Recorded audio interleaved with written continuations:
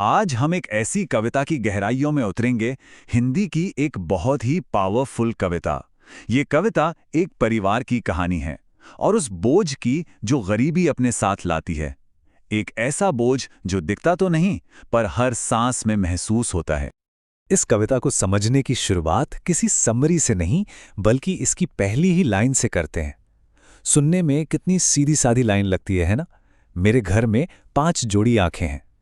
लेकिन इस सादगी के पीछे एक बहुत गहरा, एक खामोश सा वजन छिपा हुआ है। तो सवाल ये उठता है कि ये आंखें आखिर देखती क्या हैं और उससे भी जरूरी ये छिपाती क्या हैं। और देखिए, यही सवाल हमें उस असली पहेली तक ले जाता है जिसे हम आज समझने की कोशिश करेंगे। वो पहेली कि कैसे एक ही परिवार, एक ही छत के नीचे इतने पास होकर भी एहसास में एक दूसरे से मीलों दूर हो सकता है। लेकिन इस कविता की रूह तक पहुंचने से पहले ना, ये समझना बहुत जरूरी है कि इसे लिखा किसने है। इसके कवि को जानना जरूरी है। नाम था सुदामा पांडे, पर दुनिया उन्हें धूमिल के नाम से जानती थी। धूमिल मतलब वो आवाज जो हमेशा आम आदमी की, उसकी तकलीफों की, उसकी कहानियों की बात करती थी।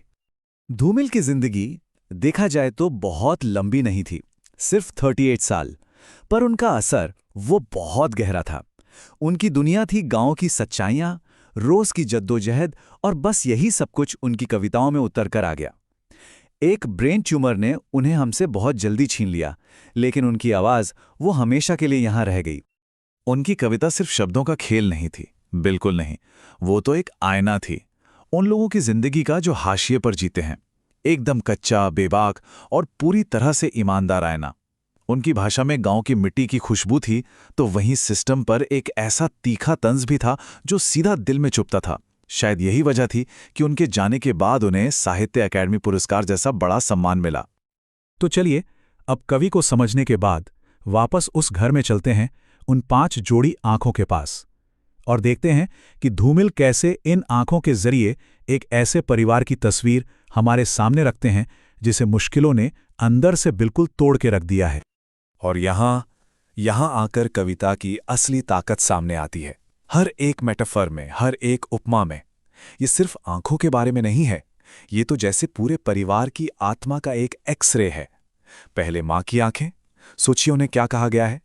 तीर्थ यात्रा की बस के 2 पंचर पहिए। मतलब एक सफर जो शुरू तो हुआ, पर मंजिल तक नहीं पहुंचा, सपने जो अधूरे रह गए। फिर आते हैं पिता। उनकी आंखें हैं लोह साई की ठंडी शलाखें। वो ताकत, वो गर्मी जो कभी थी, अब बिल्कुल सर्द पड़ चुकी है, बेजान। उसके बाद बेटी की आंखें। मंदिर में दीवट पर जलते घी के 2 दिए। कितनी पवित्रता है, मासूमियत है, पर उतनी ही नाजुक भी। और आखिर में पत्नी। कविता कहती है, वो आंखें नहीं, हाथ हैं। वो हाथ जो इस पूरी लड़खड़ाती हुई जिंदगी में कवि को थामे हुए हैं, एक सहारा।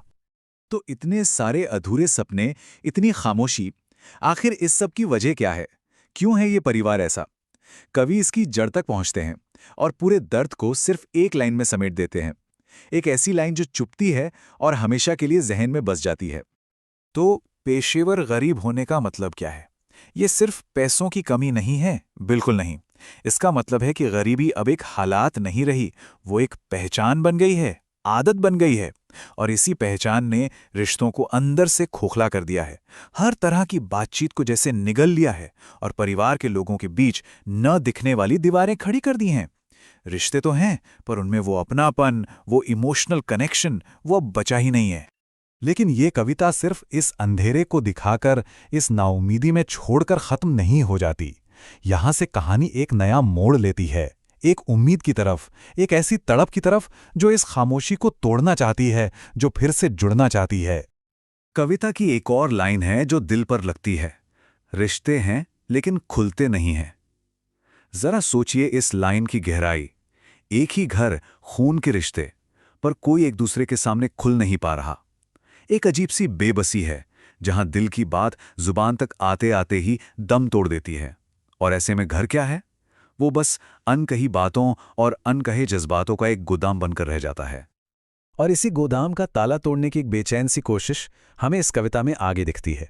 कभी एक रास्ता सोचता है, वो चाहता है कि उसके खून में इतना लोहा आ जाए, मतलब इतनी हिम्मत, इतनी ताकत आ जाए कि वो उससे एक चाबी बनवा सके, एक ऐसी चाबी जो भाषा के इस जंग लगे भुन्ना सी ताले को खोल दे, ताकि वो आखिरकार प्यार से, हक से अपने परिवार के हर सदस्य को एक पहचान दे सके, और फिर आखिर में उस घर की दीवार पर हाथ रखकर पूरे यकीन के साथ कह सके, हाँ, ये मेरा घर है। तो फर्क देखिए, एक तरफ है वो सन्नाटा, वो खामोशी जो घर में है, और दूसरी तरफ है वो आवाज़ जिसे कवि बस सुनना और सुनाना चाहता है। वो कोई बड़ी बड़ी बातें नहीं कहना चाहता, बस इतना सा, ये मेरे पिता हैं, ये मेरी प्यारी माँ है। अपनी पत्नी से कहना चाहता है, तू मेरी हमसफ़र है।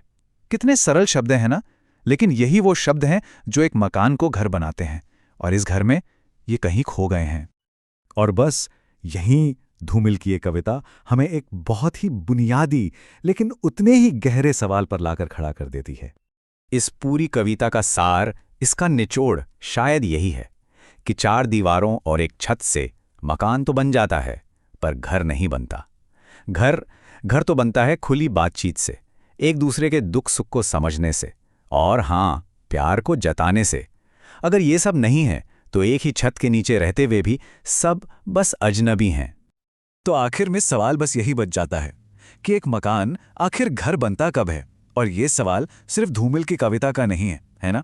ये शायद हम सबकी जिंदगी का सवाल है। ये हमें सोचने पर मजबूर करता है कि हमारे अपने रिश्तों में ऐसी कौन सी खामोशियां हैं, और उन जंग लगे तालों को तोड़ने के लिए कितनी हिम्मत चाहिए।